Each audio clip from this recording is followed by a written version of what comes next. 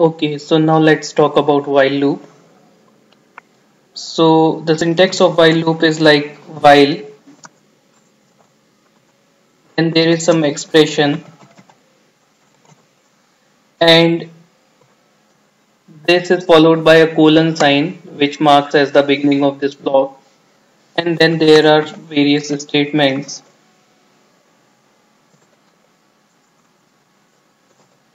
Okay, so there are multiple statements, or there can be multiple statements. Okay, so this is the syntax for while loop. Now let me uh, give you an example. For example, I want to print the value of 1 to 10. Then what I'll do, I'll set I is equals to 1, and then I'll do while I is less than or equals to 10. Okay, and after this what I'll do, I'll print the value of I and increment the value of I by 1. So let me just execute this code. So what it is doing, it is printing the values from 1 through 10.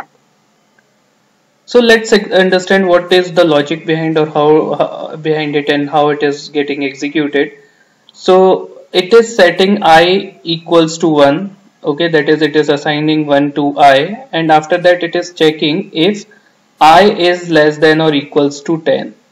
So 1 is less than or equals to 10, so condition is true, and then after this it is going to print the value of I, so 1 will be printed.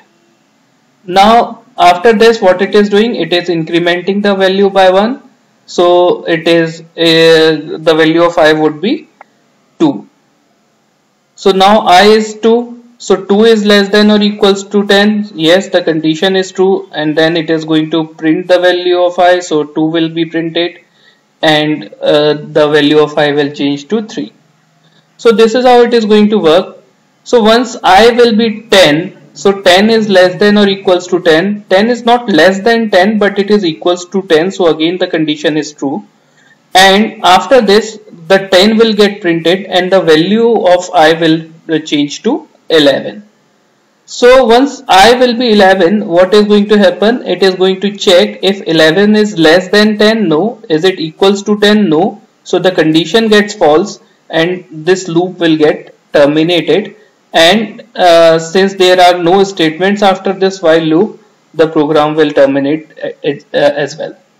So that is why it is not going to print the value of 11, because this print statement comes under this while loop, and for I equals to 11, the program is not allowed to enter this block. Okay.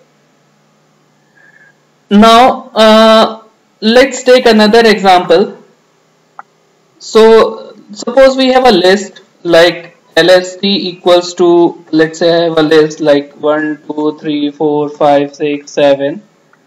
Okay, I have a list, and after this I want to print the value of each element contained within this list. Okay, so what I'll do, you know that it is a list, so list is an indexed collection, and as I've told you in my earlier lecture that it is an indexed collection, and the index starts from 0, so the first element is stored at 0, and the last element will be stored at the length minus 1 location. Okay, because for example the elements or the index values for these elements would be like 0, 1 will be stored at 0, 2 will be stored at 1, and hence the last element is 7. Okay, if it would have been 100 again, even then the last value will be stored at 6th location, because this is 1, 2, 3, 4, 5, 6, 7. So 7 elements are there, and the index values would be 0, 1, 2, 3, 4, 5, 6. Okay. So we know that the last element in an indexed collection, so there are just two indexed collections like the list and the tuples. So for every indexed collection, the last value is stored at length minus 1 index or location, and the first element is stored at 0th location. Okay, so that is the logic which we are going to use. So what I'll do, I'll set I is equals to 0. That is because my first element is stored at 0th location. And what I'm going to do, I'm going to check while I is less than length of list. So why I am doing this? Why I am checking for less than length of list and not equals to length of list? Because the last value will be stored at length minus 1 location. Okay, so when it will be equals to, when index value will be equals to length, then there is not going to be any value there. Okay, so what I am doing, I am just executing this loop till I or the index value is less than that of length of that list. So what I am going to do, I am going to print the value of list I. So again, that is something which is related to my earlier lecture. For accessing a particular element of a particular collection, what I need to do, I need to fetch that collection in this way. So again, list, and then we subscript the index in the square brackets. Okay, so what I need to do, I need to move the counter to the next location. Okay, because I will be 0, so first element will get printed. Then I need to move the counter to the next element. Okay, so for moving the counter to the next element, what I need to do, I need to type I is equals to I plus 1. Okay, so let me just execute this code, and it is going to print all the values of this particular collection or this particular list. Okay, now let's say that instead of this list, I have a string. Okay, let's say I have a string called as hello world, and what will happen if I execute the code now?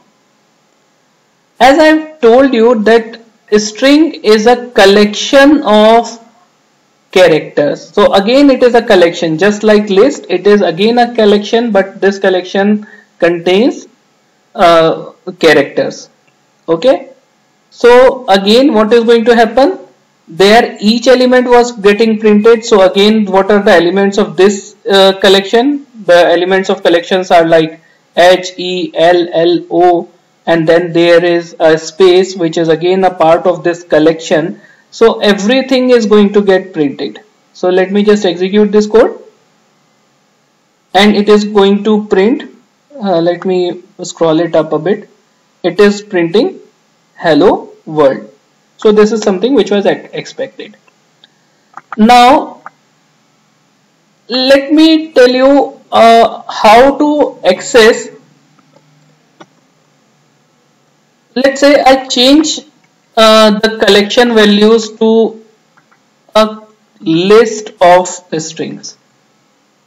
Okay, so now what I'm doing, I'm changing this list, this value to a collection of words. Instead of collection of characters, now I have changed this to a collection of words. Okay,